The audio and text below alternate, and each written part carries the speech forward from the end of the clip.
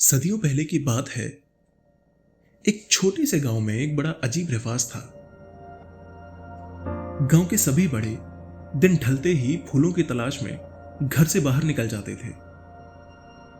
उनकी ऐसी मान्यता थी कि एक सुंदर गुलदस्ता बनाकर घर की मेज पर सजा देने से उनका जीवन संवर जाता है।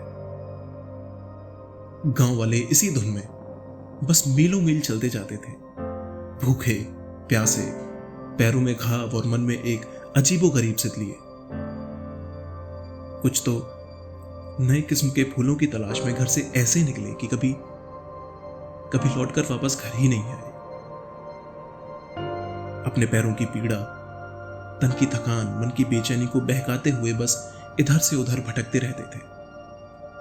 उसमें भी शर्त यह थी कि गिरे हुए फूल नहीं उठाएंगे, खुद ताजे फूल तोड़कर ही गुलदस्ता बनाएंगे।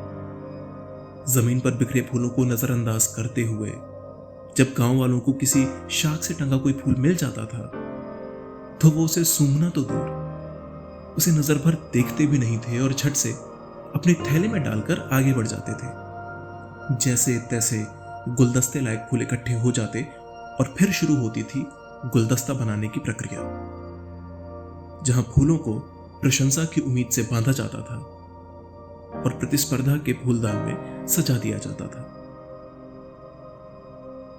हम अब तक नहीं समझ सके कि फूल गुलदस्ता बनाकर लोगों को दिखाने के लिए नहीं, देखकर आगे बढ़ जाने के लिए है।